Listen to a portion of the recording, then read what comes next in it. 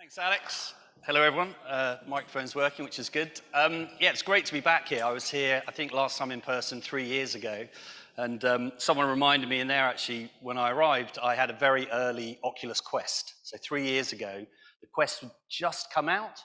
And I think we got early access with the company I was with. And I was in there, and there was literally a queue. Everyone's just going, what is this thing? You know, wow, look at it, untethered, latest offering from Oculus. And then you think that was 3 years ago. And now it's just like, yeah, it's just a Quest.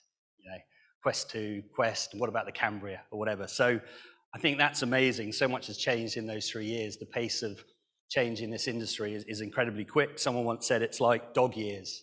You know, 1 year in immersive tech is like 7 years in various other arenas. So yeah, very interesting, very pleased to be here. Just going to stick a timer on so I don't upset Alex and ruin his agenda even more than it's already ruined.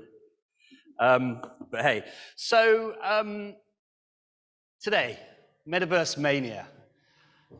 Hands up here who thinks the term Metaverse is overhyped. Stick your hand up if you think it's overhyped. Okay, that's definitely the majority. Some people who don't, it's always good to have a bit of a mix. So I have kind of a bit of a love-hate relationship with the word metaverse. You know, I love it because it has increased the profile within the immersive tech sector unbelievably, right? Since dear old Zuckerberg changed the name, you know, people are asking, what's the metaverse? I was in a cab this morning on the way from the airport, and the guy said, where are you going? I said, oh, it's a VR AR conference. And he goes, oh, you must be pleased with that Facebook stuff and the metaverse. And this is your cabbie on the way to the airport who's, you know, telling you that. So he wouldn't have been talking about Metaverse 6 months ago, 7 months ago. So he's talking about it. So that's the good part. The bad part is all the hype around it. You know, there is so much hype around it, and I think that can be very negative. People's expectations are completely out of whack with what they can actually do, and that can then switch them off, right? So it's less about, okay, we're a bit excited about it, but if they then get disappointed and start to say that technology is rubbish, doesn't exist, or whatever, you then potentially lose that person for a number of years even. So that's where I kind of come in with a bit of a love-hate piece. Before I dive into it, I'm just going to give you a very quick background on myself, quick background on the Glimpse Group I'm the Chief Marketing Officer for. So I've been in the immersive tech sector for 10 years, which I'm not sure if that makes me a veteran or just old, somewhere in between. Managed to get into it, you know, through sort of experiential marketing, and then over the years I've moved into more of an enterprise space where I've recently taken up the role at the Glimpse Group. And Glimpse Group's a very interesting organization. You probably won't have heard about it because it's much bigger in the US. It's listed on the NASDAQ, but it's kind of an ecosystem of subsidiaries. And that makes it a very interesting proposition because they have AR solutions, VR solutions, Unity training solutions, everything. So it's kind of a gateway into a whole ecosystem of companies. And that's what makes it super exciting to me because we're not tied to one specific tech. We've got various, you know, different areas within immersive tech. So very interesting company. You will be hearing lots more about it over the coming months and years. And it will be establishing more of a presence here. So that's something to look forward to. By the way, my slides look beautiful on this screen, just absolutely beautiful. But you've probably heard that before, so I'm not going to make apologies for the slight bleach. So before we move into talking about Metaverse Mania and all the good, the bad, and the ugly that involves, I just wanted to put a couple of terms in your heads before we move on, which will help frame the discussion. Technoptimist, completely made up word. Use it, but be aware it's not real. But it's an interesting word, right? It talks about the fact that many people are hugely positive about technology. Most people in this room are probably technoptimists. There's nothing wrong with that. Most people are just really interested in technology and the positive that it can do. So that's good to a point. It needs to be kind of measured. So I came away thinking, well, this is sort of like Luke Skywalker. You know, I went down a real Star Wars analogy here because it's more interesting than being serious. Luke Skywalker, everything that's good, everything that's positive. So we got Luke Skywalker, which got me thinking. If you've got Luke Skywalker, is there a flip side? Is there a different term that's more your dark side, more your Darth Vader? So I went and had a little look at that. There is another completely made up word, not by me. So I've not made these up. These exist. People may even use them if they're so desperate. So a tech depressivist, someone who looks at technology and sees all the bad. You know, drones are invading our privacy and evil. VR is going to make us all isolated and miserable. So you've got those two perspectives, right? So just keep that in mind, and we'll come back to that through the presentation. You're not really going to be able to see this, but you will be able to hear it. So this is a clip from 1995 talking about the internet. And when you hear the word internet, because you won't see it, when you hear the word internet, if you just replace that in your head with metaverse, I think this is a great kind of, description of where we're at with the metaverse. So if you just listen up. And what about this internet thing? Do you know anything about that? Sure. What the hell is that exactly? What do you write to it like mail? No, a lot of people use it and communicate with, I guess they can communicate with NBC writers and producers. Allison, can you explain what internet is? So I love that. I was just like, Alison, can you just explain what the metaverse is? I just really love that. It's just this poor Alison going, oh crap, what's the internet? I don't know. But so at this stage, 1995, everyone's like, what's the internet? And they're talking about, the symbol, the at symbol, is it at or about? And everyone's confused as hell, right? Which I think is actually pretty much where we're at with the metaverse, okay? Maybe the understanding's a bit better, certainly in this room, but you talk to the taxi drivers or whatever, they'll have a very different view of it. So what this led me to, and this I think is a brilliant survey, like absolutely brilliant. Jeremy Dalton, PwC, shared it on LinkedIn. I've grabbed it, so I'm stealing his glory. But it was a survey done by Statista. It's only about 200 companies, but it's indicative of companies who basically say they're in the metaverse space. So they've done something in the metaverse. So that's how they're selecting. Yeah, we've done a metaverse thing, whatever, right? So they said, okay, so how would you define the metaverse? So over a third said it's a virtual world, which I think we'll give them, right? That's kind of, good enough. You're in the right spot. 20% said it's Facebook's new name, which is a big problem. Well done, Zuckerberg. Genius move, rebranding to be called Meta. I'm a marketer. I have to hold my hand up. That was brilliant. I don't like it, but brilliant, bit jealous. So 20% think it's the new name for Facebook, bit worrying. 14% is linked to Web 3.0. Okay, you'll give them that, right? There's a bit of room for maneuver in there. That's not too bad. That's fine. It's a crypto, bit worrying. Crypto has a role to play in it, but it isn't a crypto, but quite a few people think it is. It's a new Google. I don't even know what that means. I really don't know. That worries me. And then the best one. This is my favorite. All of the above. 6% of people have gone, yeah, I think it's pretty much all those things, which is brilliant. Just like, maybe they didn't read the questions, but there is an I don't know, which of course no one felt they could answer. No, I need to know. And so it's 6%. So you basically across this got about a third, about half people are in the right space, half are way out left field. It's a concern. People have very different interpretations of what metaverse means. So it brings me on to sort of back to the hype around it. So you may have heard of Roy Amara, you may not. Amara's law. So Amara's law is basically that we overestimate the impact of new technology in the short run. Everyone gets super excited. Everyone thinks this is going to change everything. It's incredible. The world is going to change for the better. But then we underestimate what happens in the long run. So what does that look like? Very light gray is what it looks like. But what you've got there, the middle line is kind of our expectations. And then the curved line is actually the maturity of the technology. So what you end up here is you have a massive overestimation in the short run. People are like, this metaverse thing, I want to go out and buy one. It's incredible. It's going to change everything. And actually then they kind of go, well, it doesn't do that. They get disappointed. But meanwhile, the technology is evolving. It's not going to stop just because people lose faith in it. It's going to carry on. So then it keeps, and then it over-delivers in the longer term. So some of the examples within this you think of are Human Genome Project back in 2000. You had Bill Clinton saying, the next generation, our children's generation, the generation after our children won't even know what cancer is because we're going to eradicate cancer. Well, over the next 10 years, it didn't really do anything. Now it's starting to pick up and do stuff. And you could argue autonomous vehicles fit within this. I would also, VR is quite a good example of, everyone got very excited.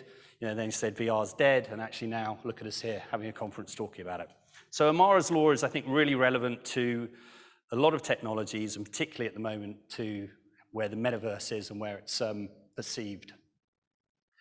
So if we put our technoptimist hats on, these are the sort of things that are building up the hype. So these are all real headlines. So the The metaverse is coming, we may already be in it, the metaverse is here to stay, and it comes with a revolution in the way we live, work, and game. Pretty bold. It's about to change everything. The metaverse is already here, and by the way, look, even no wonder those people are confused, right? Mark Zuckerberg's new platform builds on the success of popular video games. So, this is feeding the perception that Facebook own the metaverse.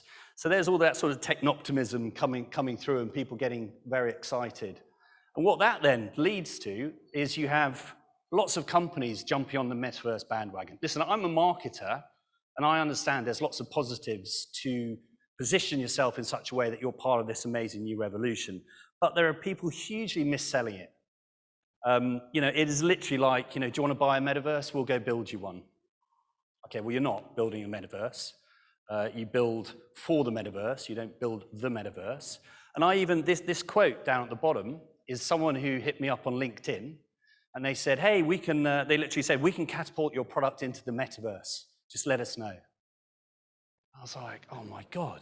And I went back and I said, so the metaverse exists? And nothing, didn't even come back to me, which very, very poor sales, by the way. You should at least come back with a bit of all right, fair dues, you actually know your stuff. I mean, if they looked at my LinkedIn profile, I'm kind of surprised they'd come and say that anyway. So obviously it was automated outreach and a bit crap. But it is a problem. Everyone is jumping on the bandwagon, and everyone is therefore fueling this confusion about what it is. You've got to do it in the right way. It's a hugely exciting opportunity, but don't promise the earth. Don't missell it, because then you run the risk of losing those people for good. Or they switch off for a long time, and then you've killed a part of the market. These are a bit hard to see, but these are some images. I didn't go to CES, but it's from the last CES show. And you've got all this crazy messaging going on around the metaverse. So this one says the real metaverse, not the fake one. It's the real metaverse, which is interesting. We'll open your XR metaverse.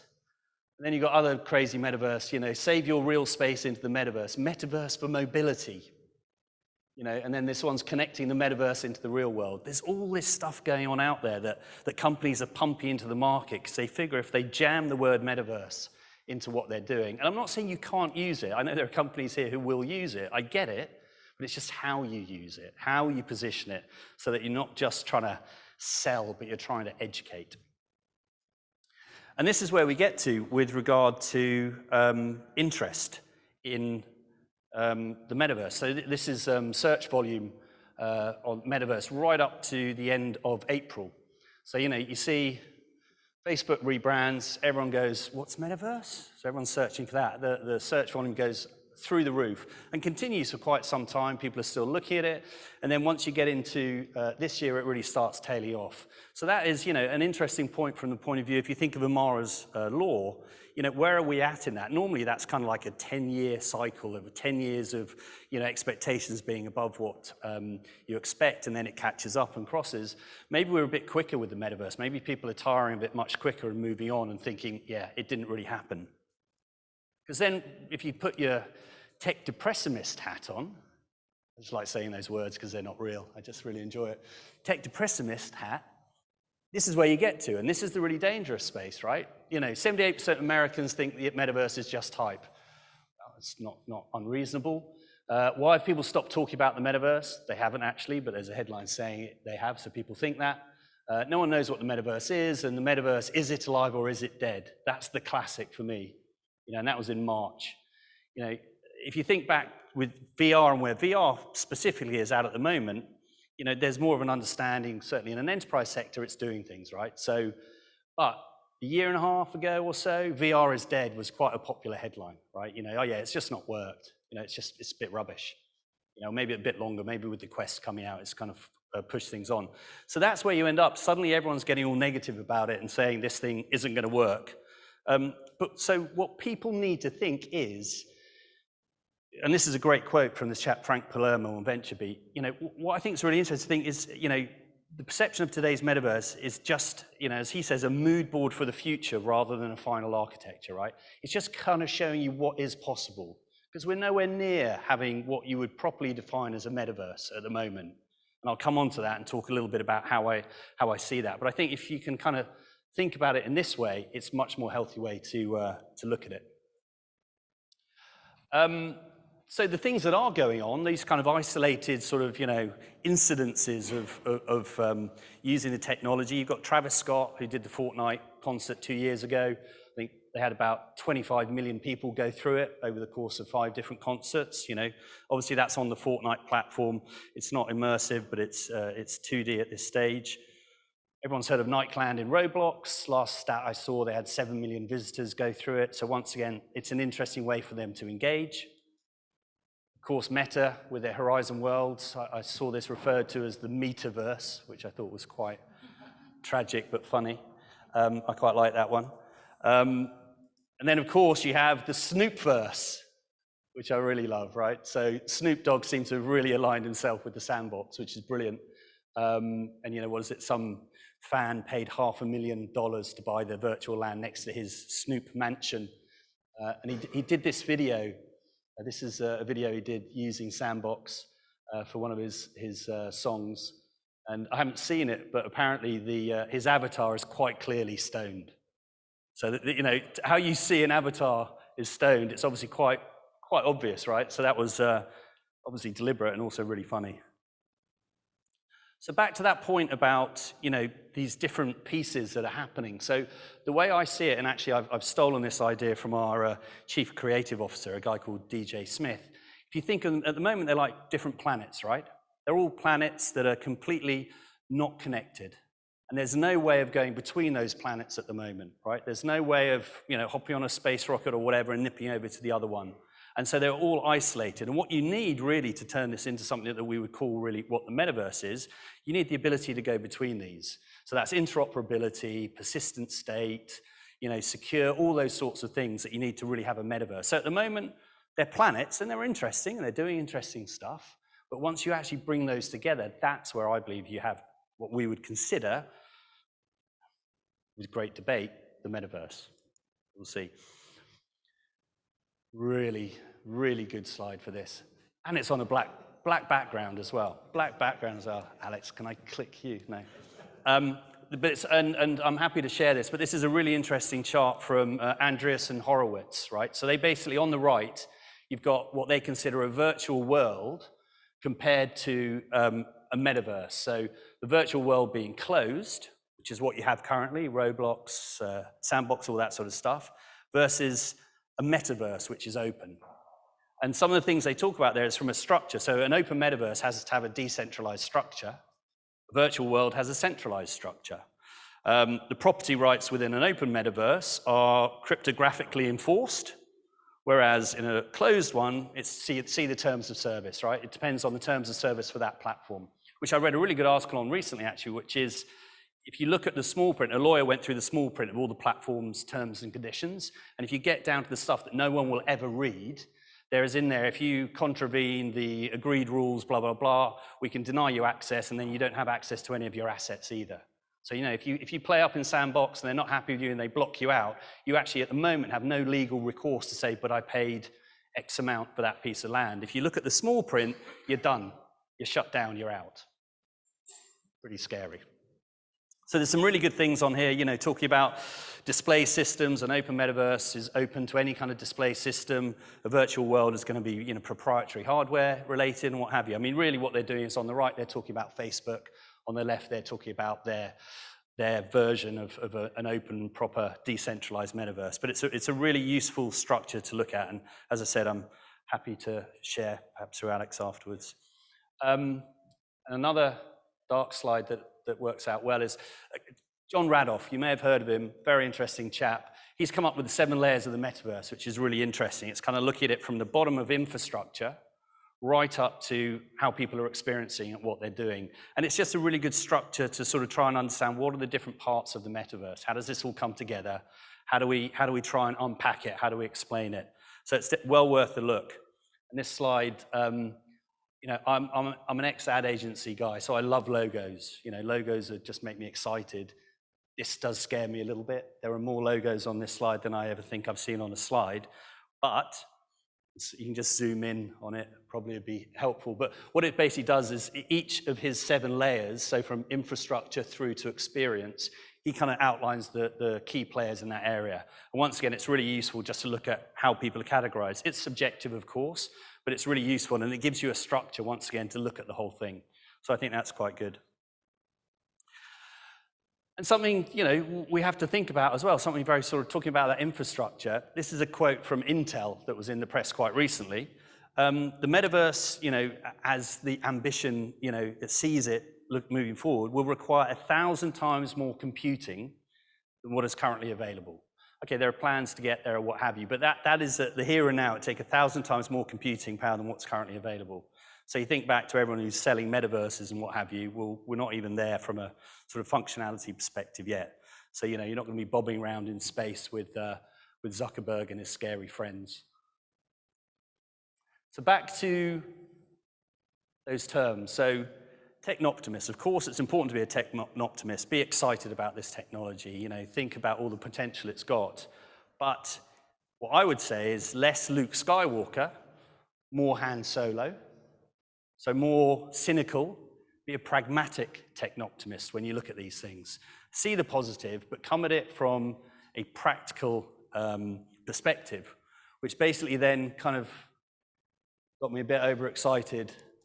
And I decided to come up with a new term, which is so long I had to put a hyphen in, a tech pragnoptimist, at which point I realized I was just trying to put tech in front of any word that I could find, and it was getting a bit silly, and I was perhaps a little fixated on it, so I decided it's time that I should stop putting tech in front of everything, but feel free to use it.